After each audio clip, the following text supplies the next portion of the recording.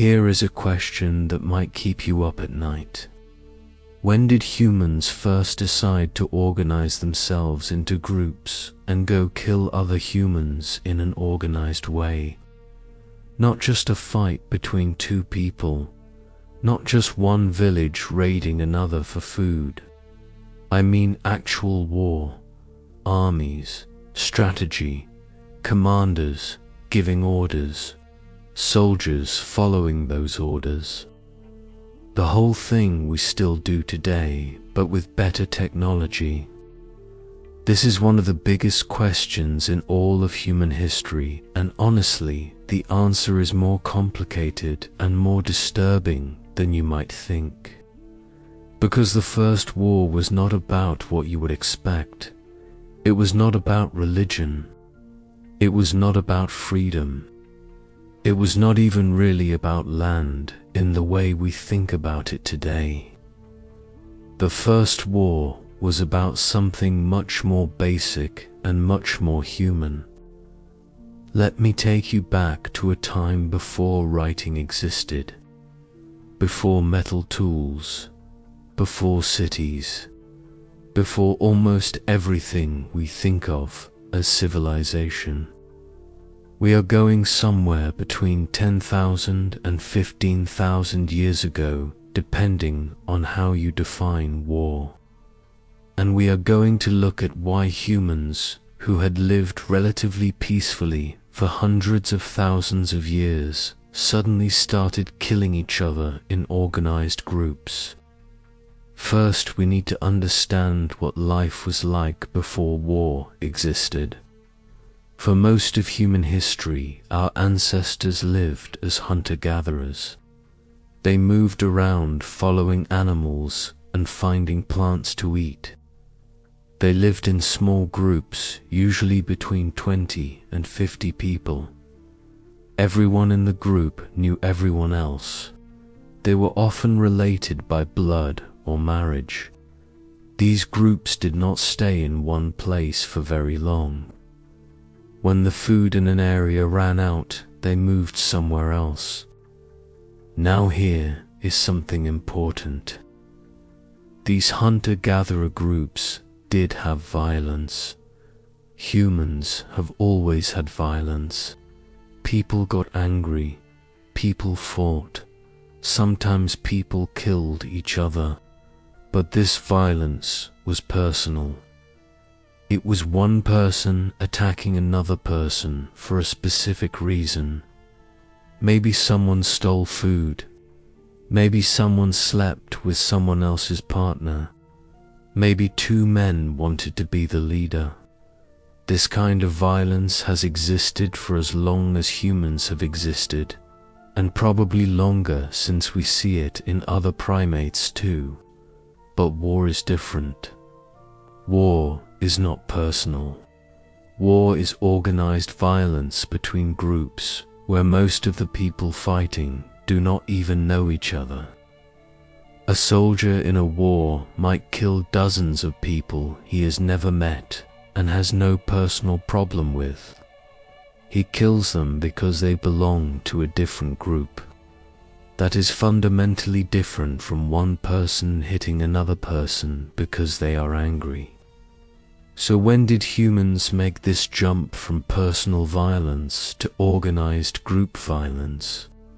The evidence points to a very specific time in human history.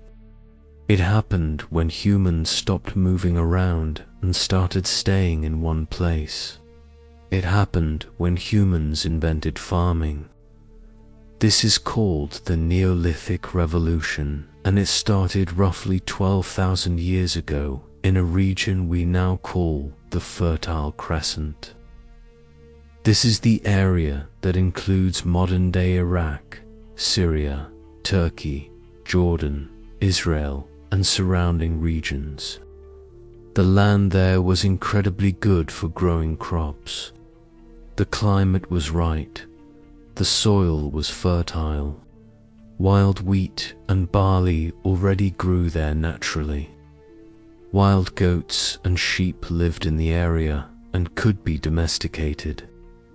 Humans in this region figured out that instead of wandering around looking for food, they could plant seeds and wait for food to grow. They could keep animals instead of hunting them. This meant they could stay in one place permanently. And staying in one place changed absolutely everything about human society. When you are a hunter-gatherer and you have a conflict with another group, the solution is simple. You leave. The world is big. There is plenty of space. You just go somewhere else and never see those people again. Problem solved. No need for anyone to die. But when you are a farmer, you cannot leave. You have spent months clearing land. You have planted crops that will not be ready for harvest for weeks or months. You have built a house. You have dug irrigation channels. All of your wealth is literally in the ground. If you leave, you lose everything. You might starve. Your children might starve. This changed the math of conflict completely. Suddenly, it made sense to fight. Suddenly, it made sense to kill people to protect what you had. And suddenly, it made sense to kill people to take what they had. The first permanent settlements started appearing around 12,000 years ago. These were not cities yet. They were small villages with maybe a few dozen to a few hundred people. But they were permanent. People lived there year-round, generation after generation. And within just a few thousand years, we see clear evidence that these villages were fighting each other. One of the most famous pieces of evidence comes from a place called Jebel Sahaba in what is now Sudan. Archaeologists found a cemetery there dating to about 13,000 years ago. This is right at the very beginning of the transition from hunting and gathering to farming in that region. And what they found in this cemetery is horrifying. Out of 59 bodies buried at Jebel Sahaba, at least 24 showed clear signs of violent death. That is about 40%. These people had been killed by arrows and spear points. Many of the stone weapon points were still embedded in the bones. Some people had been hit multiple times by arrows. This was not a one-time event either. The injuries happened over many years. The violence was ongoing and repeated. But here is the really disturbing part. The victims were men, women, and children. Old people and young people. This was not warriors fighting warriors. This was something else. This looks like groups attacking other groups with the intention of killing everyone. Men who could fight back, women who could not, children who were completely helpless. Everyone was a target. Some archaeologists think Jebel Sahaba might represent one of the first wars in human history. The people buried there may have been the victims of organized violence between competing groups.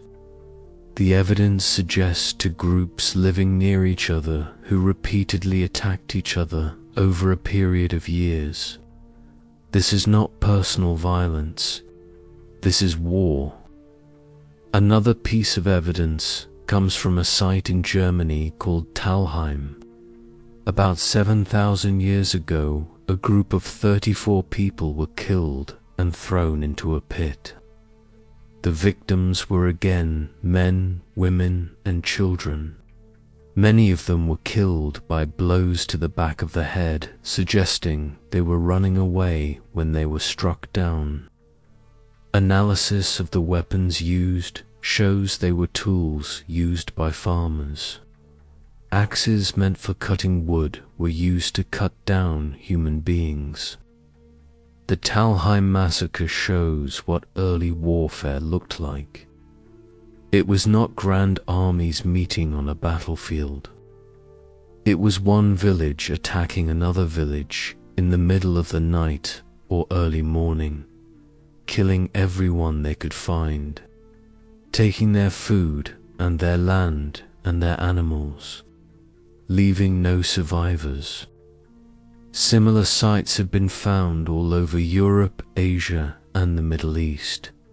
Wherever farming spread, warfare followed.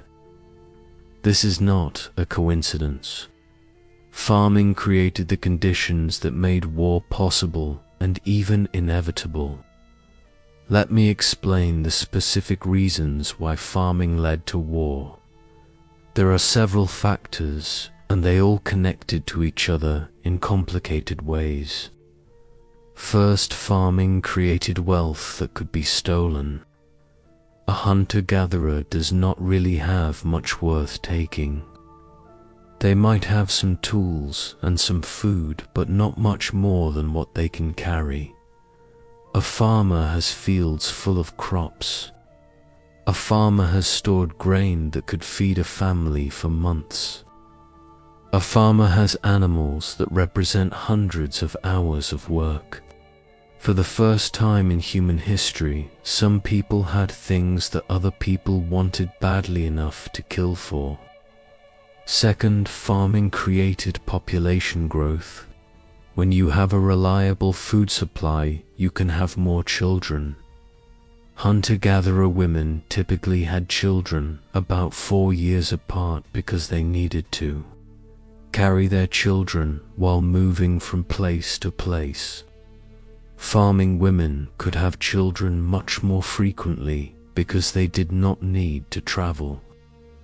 This meant farming populations grew much faster than hunter-gatherer populations, and more people meant more competition for the best land. Third, farming created scarcity in a new way. Hunter-gatherers lived in a world of abundance.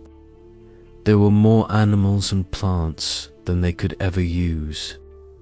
The problem was finding and catching them, not running out of them. Farmers lived in a world of scarcity. There was only so much good farmland. There was only so much water for irrigation. If one village took the best land, another village had to make do with worse land. This was a zero-sum game where one group winning meant another group losing. Fourth, farming created the idea of territory. Hunter-gatherers did not really own land. They might consider certain areas their traditional hunting grounds, but the boundaries were fuzzy and flexible. Farmers absolutely owned land. They knew exactly where their fields were. They knew exactly where their neighbors' fields were, and they would fight to protect those boundaries. Fifth, farming created social hierarchy. In a hunter-gatherer band, everyone is more or less equal. There might be a leader, but that leader does not have much more than anyone else. In farming communities, some people accumulated more than others. Some families got more land or better land. Some families had more animals. Some families had more stored food. These wealthy families had more to protect and more resources to hire others to protect it for them. This led to the creation of warrior classes whose job was specifically to fight. Sixth, farming created the ability to support non-food producing specialists. When everyone is a hunter-gatherer, everyone has to spend their time getting food.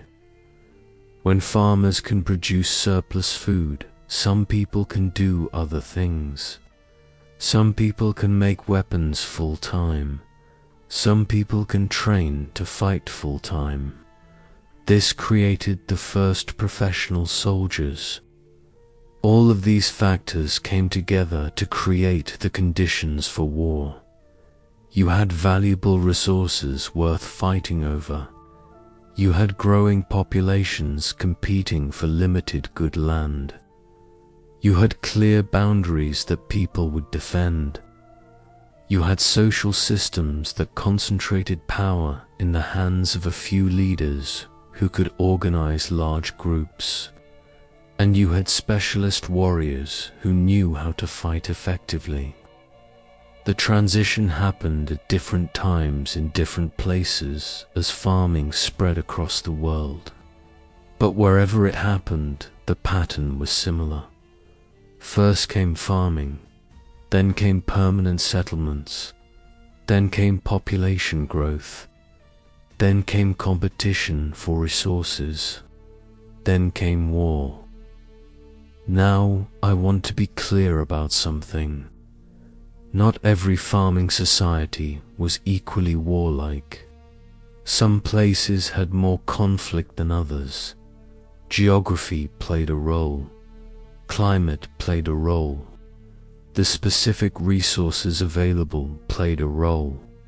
But the general pattern holds true across human history. The invention of farming was the invention of war. Some scholars argue that war existed before farming. They point to evidence of violence among hunter-gatherers. And it is true that hunter-gatherers did sometimes fight each other.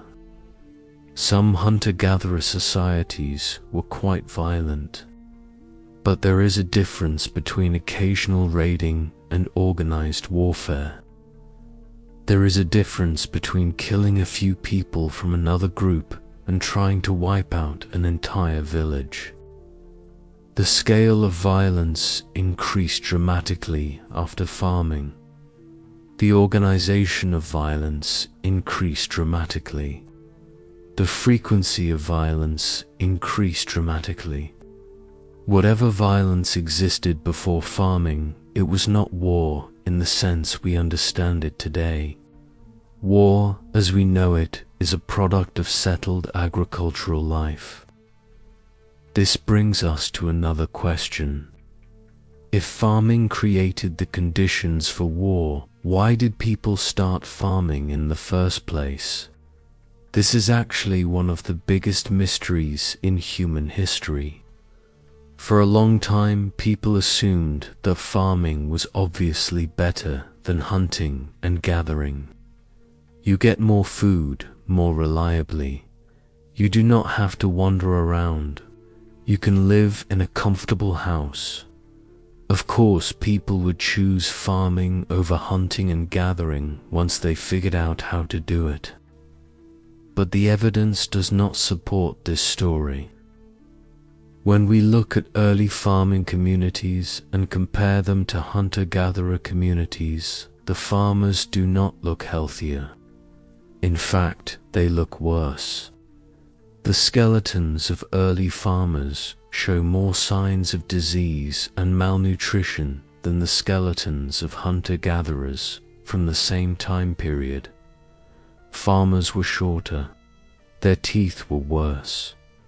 Their bones show signs of nutritional deficiencies. Their lifespans were shorter. This makes sense when you think about it. Hunter-gatherers ate a varied diet, including meat, fish, fruits, vegetables, nuts, and seeds. Farmers ate mostly grain. Grain is filling, but it does not have all the nutrients humans need. Hunter-gatherers got plenty of exercise, walking, and hunting. Farmers did back-breaking repetitive labor that wore out their bodies. Hunter-gatherers lived in small groups where diseases could not spread easily. Farmers lived in larger groups, in close contact with animals, creating perfect conditions for disease.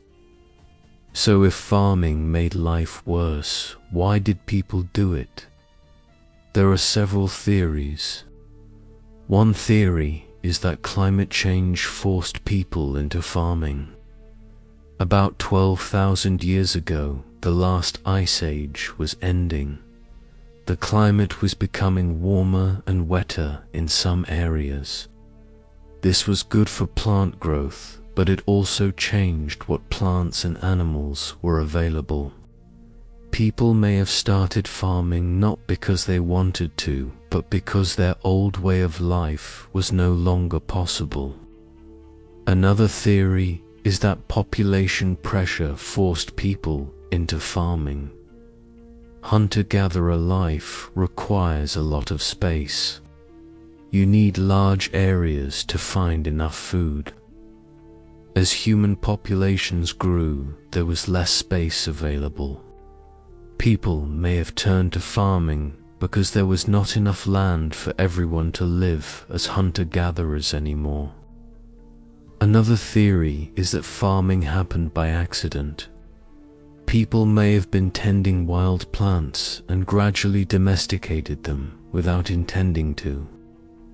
By the time they realized what they had done, it was too late to go back. Another theory is that once some people started farming, everyone else had to start farming to compete. Farming populations grow faster than hunter-gatherer populations. Farmers can support armies. A farming village can overwhelm a hunter-gatherer band through sheer numbers. People may have started farming not because they wanted to, but because, if they did not, their neighbors who were farming would eventually conquer or displace them. This last theory connects directly to the question of war. War and farming may have spread together, creating a feedback loop. Farming created population growth. Population growth created armies. Armies conquered or displaced hunter-gatherers. The conquered areas then became farming areas, which created more population growth, which created bigger armies, which conquered more territory. This cycle repeated until farming and war spread across the entire world. There is a dark irony here. War may have spread farming, and farming may have spread war. Each made the other possible. Each made the other inevitable. Humans were trapped in a cycle that led to ever more farming and ever more war. Let me tell you about some specific early wars that we have evidence for. One of the earliest was mentioned earlier. The violence at Jebel Sahaba around 13,000 years ago. This was probably a war between competing groups over access to fishing grounds and other resources along the Nile River. The area was going through climate change at the time. The Nile was becoming more important as other water sources dried up. Multiple groups were competing for access to the same resource, and they fought over it for years. Another early war happened at a place called Crow Creek in what is now South Dakota about 800 years ago. This is much more recent than Jebel Sahaba, but it shows what warfare looked like in a farming society. Around 500 people were killed in a single attack on a village. The victims were scalped and mutilated. The village was burned. This was not a raid. This was an attempt to completely destroy a community. The Crow Creek massacre shows how brutal early warfare could be. The attackers did not take prisoners. They did not spare women or children. They killed everyone they could catch, and they mutilated the bodies afterward. This level of violence seems shocking to us today, but it was common in early warfare. Another early war we know about happened in ancient Mesopotamia around 5,000 years ago. This is where writing was invented, so we actually have written records of what happened. The cities of Lagash and Umma fought over control of a fertile region called Gedena. This war lasted for generations. Both cities built walls and fortifications. Both cities raised armies. Both cities produced propaganda claiming that the gods supported their side and that the other side was evil. The Lagash-Orma War shows how sophisticated early warfare could become. This was not just villagers raiding each other. This was organized states with bureaucracies and standing armies fighting over territory for political and economic reasons. It was war as we would recognize it today. Another early war happened in ancient Egypt. Around 5,000 years ago, Egypt was divided into two kingdoms: Upper Egypt in the south and Lower Egypt in the north. A king named Nama from Upper Egypt conquered Lower Egypt and unified the country.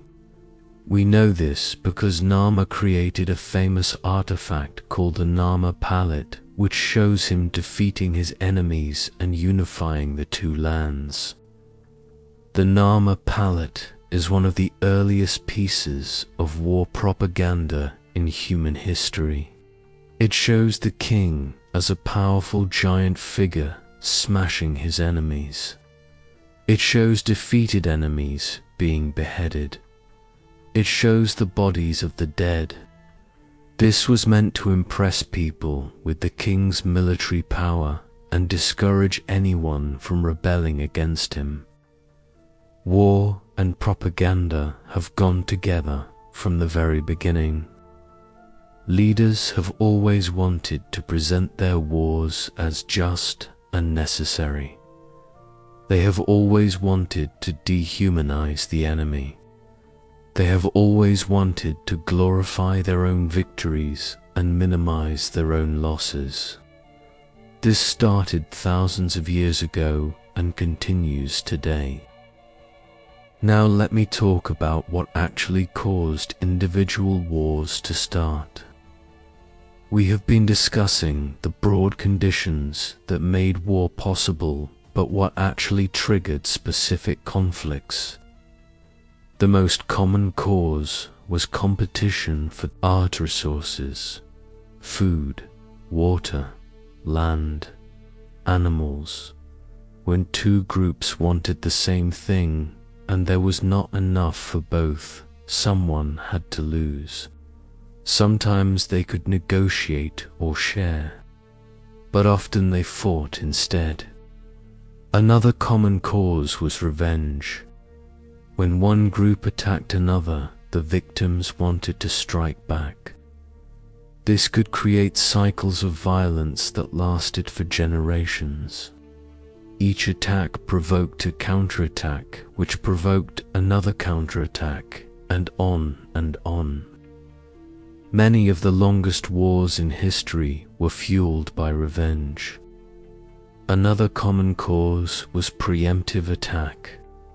If you thought your neighbors were getting too powerful, you might attack them before they could attack you. This is paranoid thinking, but it makes a certain kind of sense.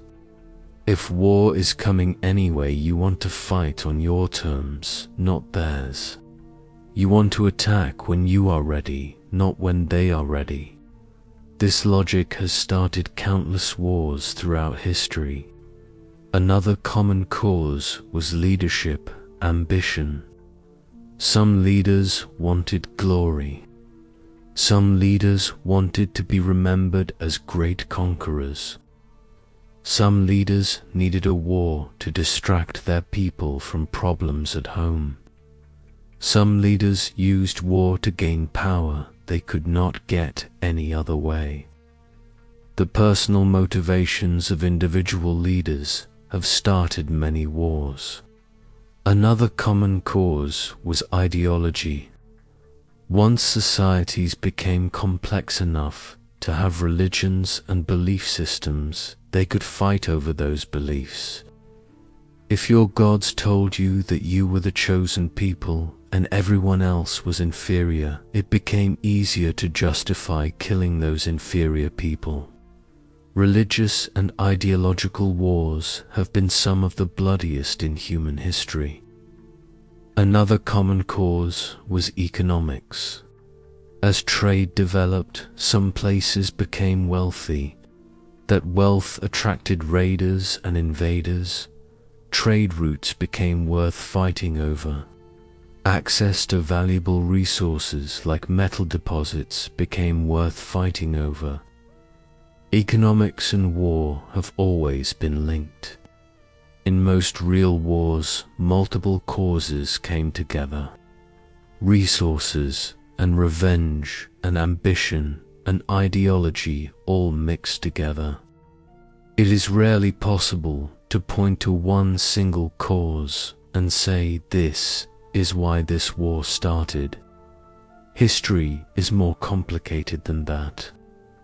One thing that makes early wars hard to understand is that we have limited evidence.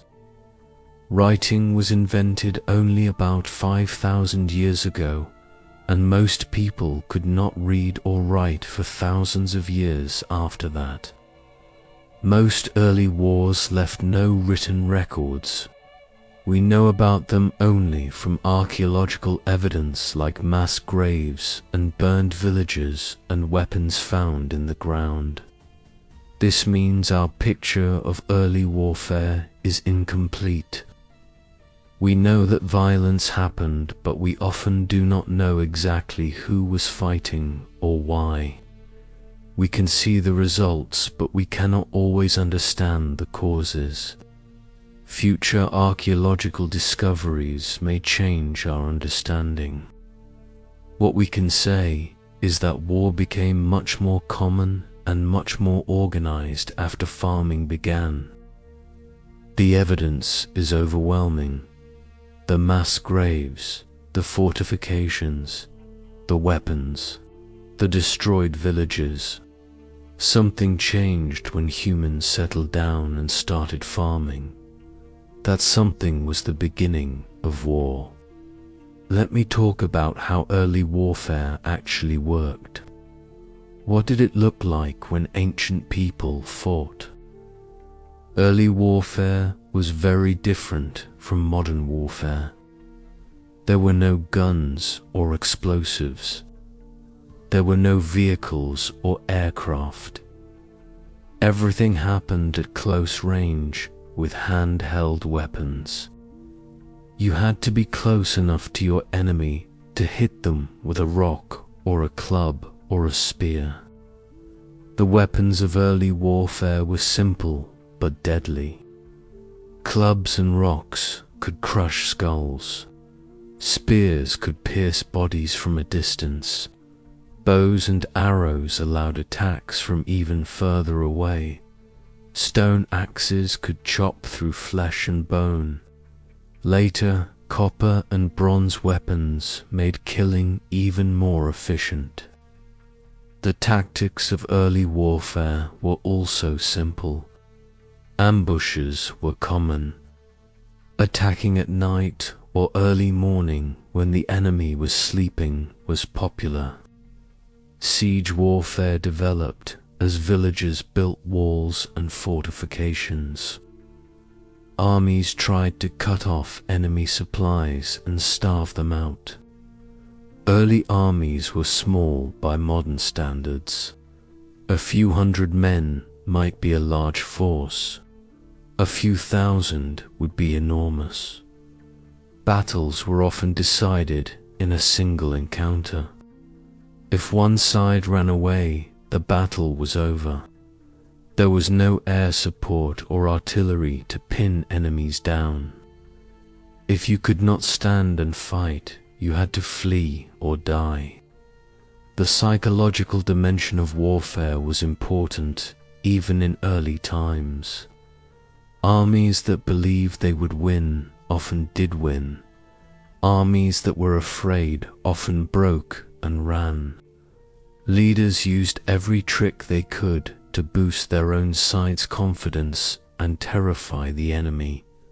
War paint, war cries, drums and horns, displaying the heads of defeated enemies.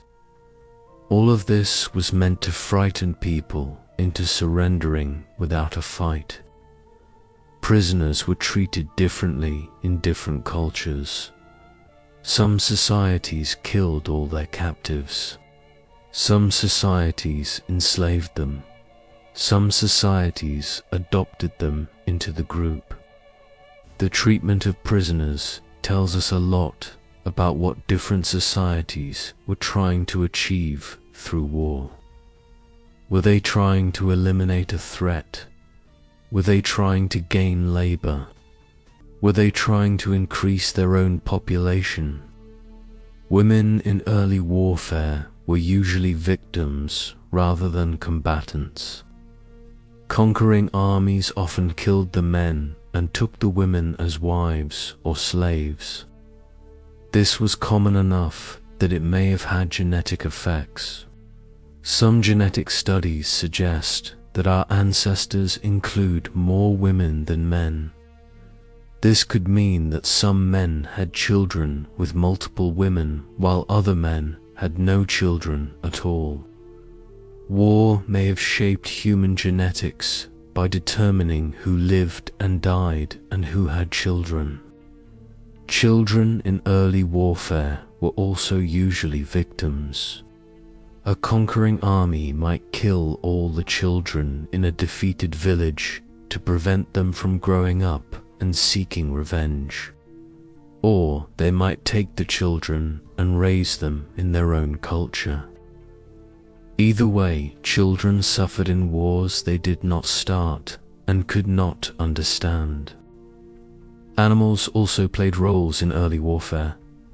Dogs were used for hunting and could also be used in war. Later, horses and elephants transformed warfare completely. But in the earliest wars before animal domestication, humans fought alone. The geography of early warfare mattered a lot. Armies needed water. Armies needed food. Armies needed ways to move around. Rivers, mountains, and forests shaped where and how battles happened. A good defensive position could make a small force equal to a large one. Understanding terrain was essential to military success. Weather also affected early warfare. Rain could make weapons useless and turn battlefields to mud. Winter cold could kill soldiers faster than enemies could. Summer heat could cause dehydration and exhaustion. Wise commanders picked their battles based on weather as much as enemy movements. Disease was often more deadly than combat. When large groups of people came together, diseases spread rapidly. An army could lose more soldiers to sickness than to fighting. This was true from the earliest wars through to modern times. Let me now talk about the effects of early warfare on human society and human evolution. War shaped human societies in profound ways. Societies that were good at war tended to survive and expand. Societies that were bad at war tended to be conquered or destroyed. Over time, this created strong selection pressure for military effectiveness. This affected how societies organized themselves. Military leaders gained political power. Social structures that could mobilize resources for war were more successful than those that could not. Centralized authority that could coordinate large groups proved effective in war. Kingdoms and empires grew out of successful military organizations. War also shaped human culture. Warrior ideals became celebrated. Courage in battle was honored. Cowardice was shamed. Stories and songs glorified military heroes. Religious beliefs justified violence against enemies. Cultures that produced good soldiers survived, while cultures that did not were absorbed or destroyed. Some scholars argue that war shaped human biology as well as culture. Over thousands of years, people who were better at warfare left more descendants. This could have selected for traits like aggression, cooperation, in-group loyalty, and suspicion of outsiders. If this is true, some of our deepest impulses may be products of our ancestors' wars. But we should be careful about these biological arguments. Humans are remarkably flexible. We can be extremely violent, and we can be extremely peaceful. We can hate strangers, and we can cooperate with strangers. Biology may create tendencies, but culture and circumstance determine how those tendencies are expressed. We are not doomed to war by our genes. War also had effects on technology. Many technologies were developed for military purposes first, and then adapted for civilian use. Metallurgy advanced because better metals made better weapons. Mathematics developed partly because armies needed to count soldiers and supplies.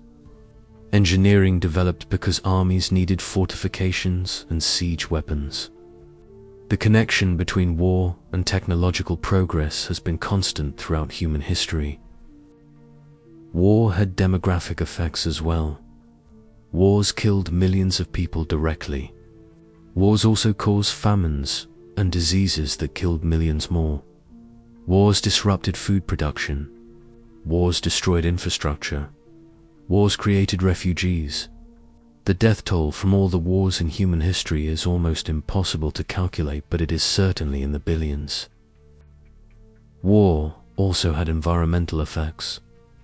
Armies cut down forests for wood and to deny cover to enemies. Armies burned crops and killed livestock. Wars destroyed agricultural systems that had taken centuries to develop. Some scholars argue that ancient warfare contributed to environmental degradation that still affects us today. Let me talk about attempts to limit or prevent war throughout history. Almost as soon as war began, humans tried to limit its destructiveness. Rules developed about who could be killed and how. Some societies protected women and children. Some societies allowed surrender. Some societies had rituals that allowed conflicts to be resolved without full-scale war. Many cultures developed concepts similar to what we now call just war theory. This is the idea that wars should only be fought for good reasons, using acceptable methods. The exact definitions of good reasons and acceptable methods varied between cultures, but the underlying concept was widespread. Truces and peace treaties are ancient. When both sides were exhausted from fighting, they would negotiate an end to hostilities. These agreements were often temporary. The underlying conflicts remained, and war would resume when one side thought they could win. But truces at least gave people a break from killing each other. Trade relationships sometimes prevented wars. If two groups benefited from trading with each other, they had less incentive to fight. Destroying your trading partner meant destroying a source of valuable goods. Economic interdependence created interests in peace. Marriage alliances also prevented some wars. If the leaders of two groups were related by marriage, they were less likely to fight. This is why royal marriages were such important diplomatic events throughout history. A wedding could prevent a war that would kill thousands. Religion sometimes limited warfare. Many religions teach peace and prohibit killing. In practice, religious authorities often blessed wars and religious differences caused wars. But religious teaching also inspired pacifist movements that rejected violence entirely. Despite all these efforts to limit war, it continued. Every generation fought its wars. Every century saw its conflicts. The specific reasons changed. The weapons changed. The scale changed. But war remained a constant feature of human existence. Some optimists point out that the proportion of humans dying in wars has declined over time. We may be living in the most peaceful era in human history relative to population size. This could mean that our efforts to limit war are slowly working. Some pessimists point out that the absolute destructive potential of war has never been higher. Nuclear weapons could kill billions of people in hours. Climate change caused by human activity could create resource shortages that trigger massive conflicts. We have never been closer to extinction. The truth is probably somewhere between these extremes. We have made progress in reducing warfare, but we have not eliminated it. We have created new threats while reducing old ones. The future of war is uncertain. Let me bring this back to where we started. The first war happened because humans changed how they lived. When our ancestors settled down and started farming, they created the conditions that made war possible and eventually inevitable. They did not know what they were starting. They were just trying to survive and feed their families. But the consequences shaped everything that came after. We are still living with those consequences today. Our nations and borders are products of ancient wars. Our cultures and languages spread through conquest. Our political systems developed to organize military power. Even our psychology may be shaped by our ancestors' experience of war. Understanding where war came from does not tell us how to stop it, but it does give us perspective. War is not eternal. It had a beginning. It started under specific conditions. If those conditions changed, war might end. This is not a guaranteed outcome. It might not even be likely, but it is possible. And that possibility is worth thinking about. The first war started because humans had something worth fighting for. Land, food, stored resources, security for their children. These are not evil motivations. These are basic human needs. The tragedy is that meeting those needs through violence created more violence. The cycle has continued for thousands of years. Breaking that cycle is one of the great challenges facing humanity. We have made some progress. International institutions, trade agreements, human rights norms, weapons treaties. All of these have helped reduce warfare in some places at some times. But the work is far from finished. If you have made it this far, thank you for sticking with me through this long exploration of a difficult topic. The First War is not a cheerful subject, but understanding our past is essential for building a better future. We cannot change what our ancestors did, but we can choose what we do next. Remember to drop a comment telling me where you are from and what time it is. I read every single comment and I love seeing how many different places this content reaches. If you learned something from this video, please consider sharing it with someone else who might find it interesting. And if you want to see more content like this, make sure to subscribe and hit the notification bell so you do not miss future uploads. Until next time, take care of yourselves and each other. We are all descendants of both the warriors and the victims of history's first wars. That shared ancestry connects us even when we seem very different. Maybe remembering that connection can help us find better ways to resolve our conflicts than our ancestors found. The First War started about 12,000 years ago when humans invented farming and settled down to live in permanent villages. The conditions of that new way of life created competition for resources that led to organized violence between groups. That pattern then repeated across the world as farming spread, bringing war with it. The consequences of those early decisions still shape our world today. Understanding this history helps us see that war is not inevitable and unchangeable, but a product of specific circumstances that humans created and that humans might someday be able to change.